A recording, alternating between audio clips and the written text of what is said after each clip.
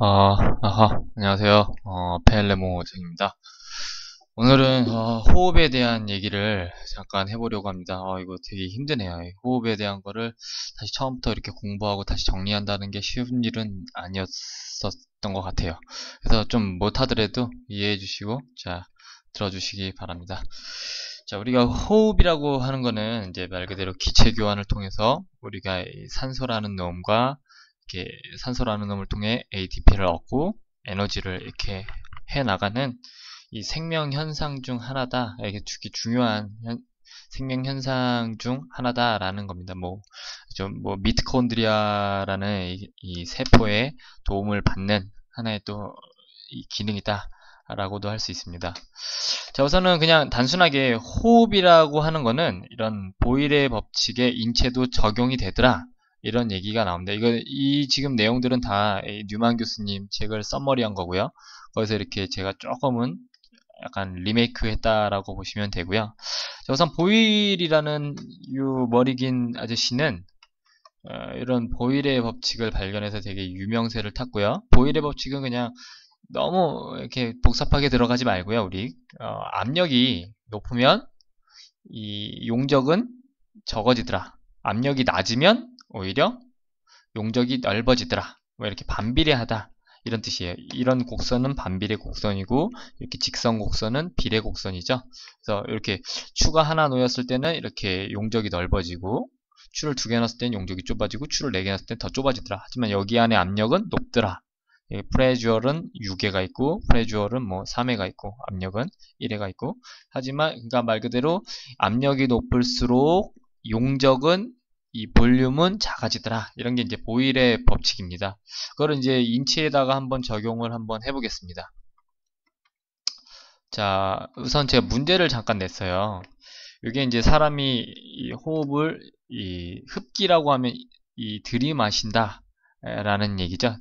뭐 inhale, 뭐 exhale, 뭐 필라테스 영상 보면 얘기가 잘 나오는데 이 들여 마시는 이 모식도입니다. 이게 들여 마셨을 때 얘가 횡격막이 이렇게 내려가게 되고 그리고 하위 늑골이라고 하는 거, 늑골의 아래 파트들도 이 화살표 방향대로 내려가고 반대로 중늑골 그리고 상늑골까지는 이제 위로 올라가기 시작한다. 그리고 이 사각근과 외늑간근, 내늑간근의 이 도움을 받아서 얘네들이 올라간다. 라는 이 메카닉입니다. 그러니까 말 그대로 우리는 들이마실 때 정상인이라면 횡격막이 이렇게 내려가지고 그 다음 늑골의 하부도 내려가지고 그리고 이 늑골의 이 중부부터는 이렇게 쭉쭉쭉쭉 올라가 준다. 뭐로 인해서 늑간근과 이 사각근을 통해서. 그래서 자, 우선은 보면은 우리 보일 선생님이 아까 용적이 넓으면 어떻게 된다 그랬죠? 용적이 넓으면 이렇게 용적이 넓으면 압력은 낮다. 그죠? 보일의 법칙에 따라서. 그럼 이게 내려가게 되면 용적이 이 흉부의 용적, 이걸 흉곽이라 그러거든요. 또라시 케이지 혹은 흉강, 또라시 캐비티, 흉부의 공간 이렇게 해가지고 흉관과 흉부의 압력은 어떻게 돼요? 넓어진 대신에 압력은 낮아집니다. 그러니까 말 그대로 흉곽 내압은 흡기 시에 낮아지는 게 정상입니다. 자, 그러면 이제 요거에 대해서도 또 한번 짚고 넘어갈 텐데요. 우리가 흉곽의 내압이 들여 마셨을 때 낮아지죠. 근데 낮아졌을 때 만약에 이 풍선처럼 풍선이 이렇게 했는데 압력이 높았을 때는 이렇게 밀고 있는 거고 기체의 압력이 바람이 빠졌을 때는 이렇게 이쪽 방향으로 이렇게 찌그러지는 거죠. 그랬을 때 우리가 흉곽의 압력이 낮아졌을 때 바람 풍선 빠짐을 연상할 수가 있습니다. 이렇게 이 바람 빠졌는데 말 그대로 갈비뼈를 잡고 있는 뭔가를 고정시켜주는 역할이 없다면 이 갈비뼈도 같이 풍선 방향으로 이렇게 쪼그라들 겁니다. 이렇게 얘는 이쪽으로. 그렇게 되다 보면 안 되니까 이런 놈들 사각근과 늑간근들이 이 흉곽을 고정시켜주는 일을 합니다. 이 정상인이라면. 하지만 병적으로 이게 뭔가가 문제가 있는 사람들은 이런 것들이 이 고정을 못 시켜주면 바보가 된다. 라는 내용은 좀 이따가 다시 한번 설명을 드리겠습니다. 그래서 이 늑간근과의 관계는 늑간근은 이런 흉벽이 내측으로 함몰되는 현상을 흉곽을 고정함으로써 방지한다. 뭐 말 그대로 늑간근뿐만이 아닌 이 사각근도 그 역할을 한다라는 얘기입니다. 자, 우선은 뭐 아까 요 얘기를 잠깐 했고요. 자, 우리가 호흡을 한다라는 거는 이 정적 호흡을 한다, 혹은 뭐 강제적 호흡을 한다. 이 두 가지로 나뉩니다. 근데 뭐 정적에 대한 호흡은 건강한 사람을 대상으로 앉아 있을 때를 이런 뭐 정적 호흡, 혹은 뭐 자거나 뭐 이렇게 편안한 호흡, 이런 것들을 이제 정적 호흡이라고 하는데, 이 정적 호흡을 담당하는 이 근육들은 이 횡격막과 늑간근, 사각근이다. 그리고 이 자연스럽게 내뱉는 거, 이건 흡기근이라고 하는 들이마시는 근육은 이 세 가지인데, 정적 호기, 자연스럽게 내뱉고 하는 근육은 흉곽과 폐, 그리고 이완된 횡격막의 탄성, 이걸로 인해서 자연스럽게 어떻게 된다? 내뱉어지더라. 이런 얘기가 됩니다.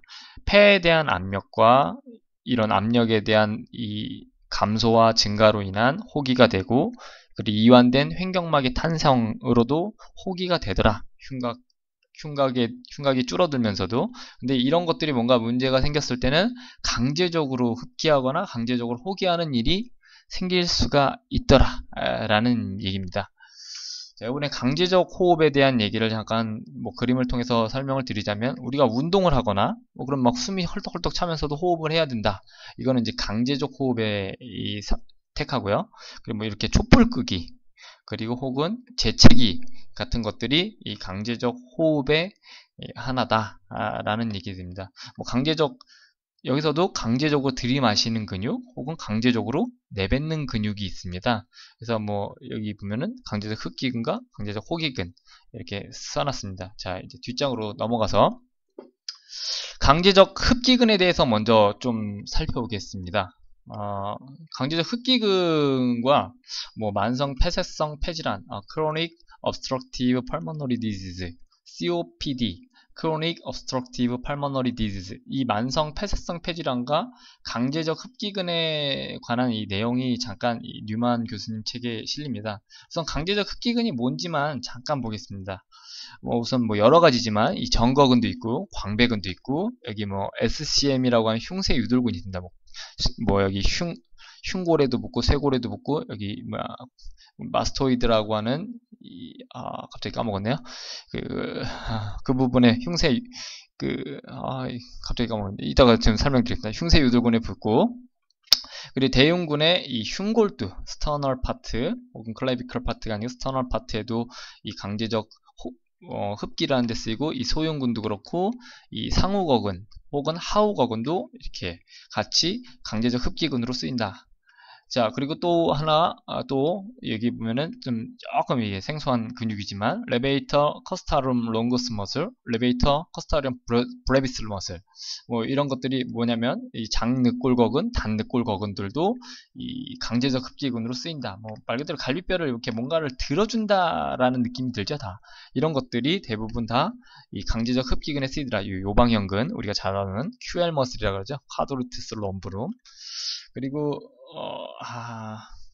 그리고 또 요걸 보시면 이 장늑근이라 그래요. 장늑근, 일리어 코스탈리스. 근데 이 경추 부분에 요만큼 여기 있는 게 서비시스, 이렇게 있는 게 토라시스, 이렇게 있는 게 룸버룸. 그래서 뭐 일리어 코스탈리스, 서비시스, 뭐 토라시스, 룸버룸, 이렇게 해서 이 장늑근이라고 한다. 척추 길이근의 한 파트입니다. 그래서 이렇게 붙어있는 분들도 갈비뼈를 고정하거나 흉곽을 들어주는 이 강제적 흡기근으로 쓰이더라. 그래서 뭐 이렇게 여러 가지가 이렇게 기능들이 다 나와 있는데, 이런 부분에 대해서 나중에 한번 좀 살펴보고요. 지금 10분이 돼가지고 강제적 호기근은 파트 2로 넘어가 보도록 하겠습니다.